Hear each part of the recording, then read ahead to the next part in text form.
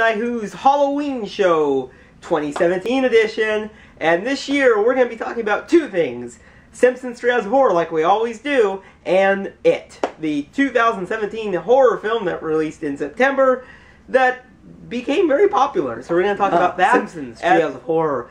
It's their 28th one. Wow. So yeah, that's pretty crazy. So yeah, this was their 28th one. So what did I think of it? Overall thoughts before I sum up of them.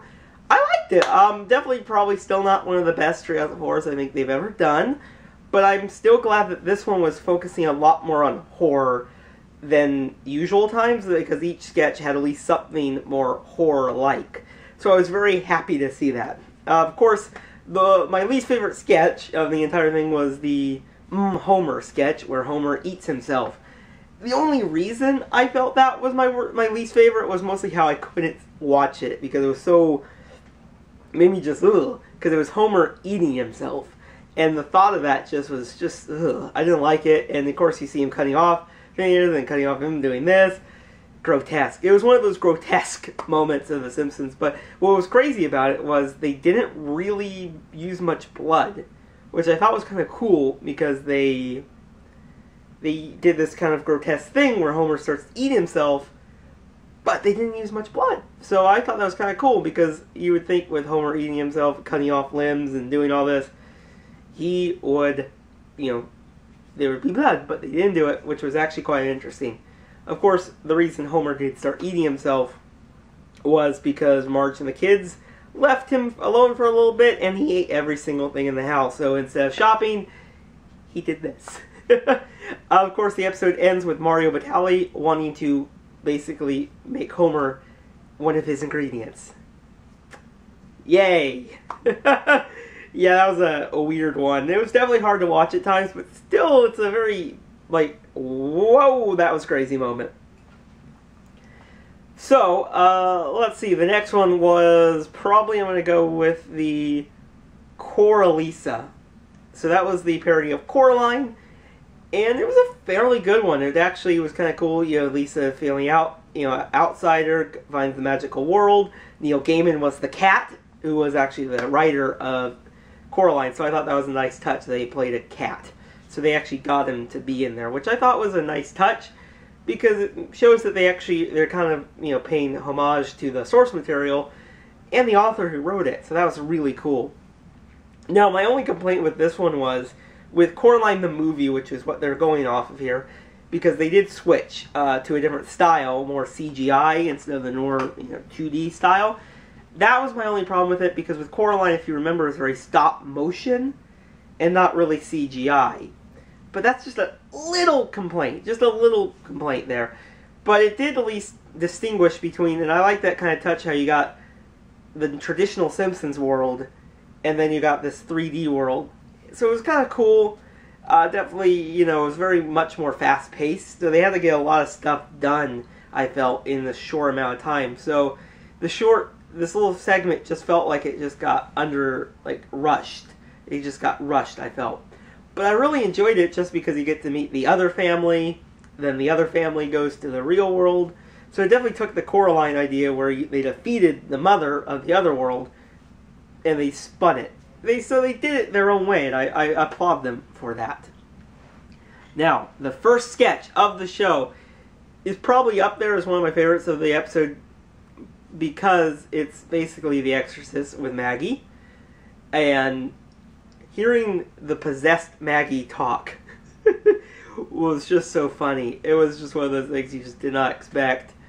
There was a few scenes of it that I felt were a little over the top in terms of either shock humor or grotesque a little bit, but it's the Simpsons Treehouse of Horror, you expect that. It was still a fun sketch.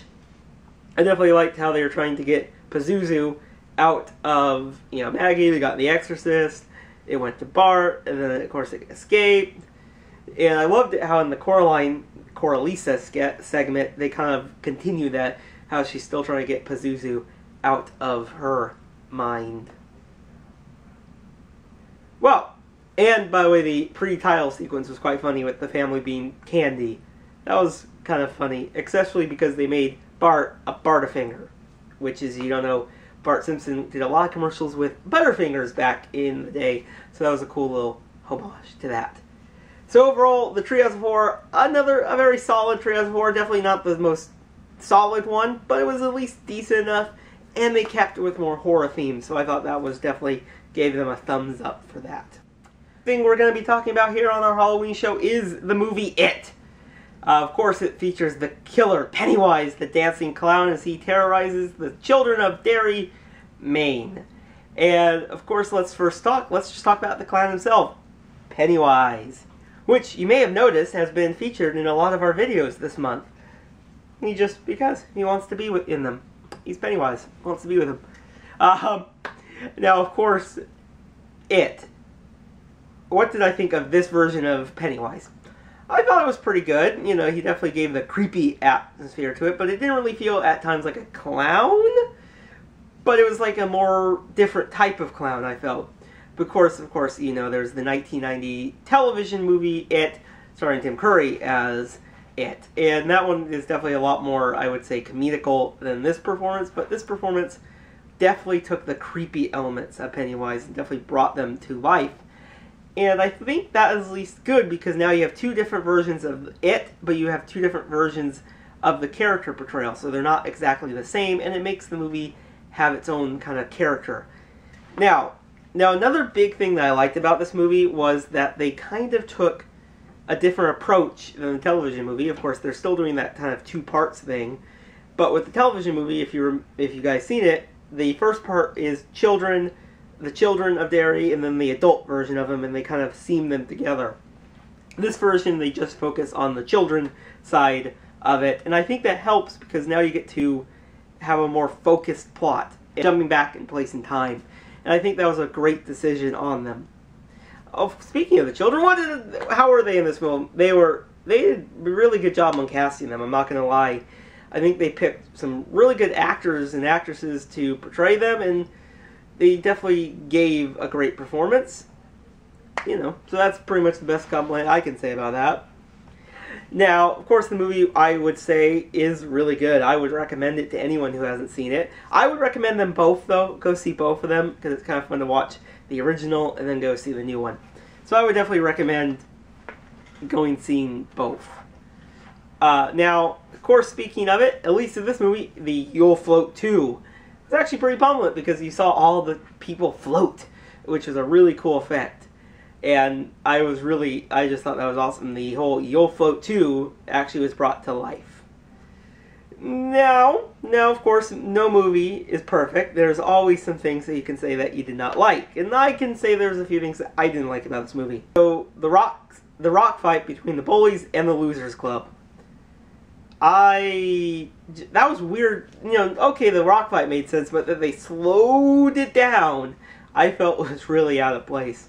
I just felt that was like, what now? Of course, I still can't stop laughing at how Pennywise moved. I thought that was just kind of a more laughable moment. And those are pretty much the biggest things that I can remember that I didn't like about this movie. Another big thing I noticed was how the bullies in this movie, definitely one of them just was like way too much extreme bully. And it felt like that is a what? I really didn't think that was a good choice that they made to make that one bully this just maniacal person. And that felt like I didn't really understand why they would do that. It just felt kind of weird in a way. Now, of course, this is a great movie. I would definitely recommend it. And yeah. Now, of course, the big thing about It is the biggest problem that I had was a lot of the moments that were supposed to be scary weren't scary for me. And mostly because, like, one scene I was like, okay, Pennywise is going to jump out at them at 3, 2, 1, yep, there it is. And I didn't like that happened to me. I don't know why I had that instinct, but it happened a lot more than it should have, except the only one that really it should have was when it's a room full of clowns like they had. And, come on, it's a room full of clowns. You know Pennywise is going to come out. But, you know, they did a great job. I think the cinematography of it, the directing of it, the atmosphere was perfect. They did a great job with pacing, the music. They did everything right.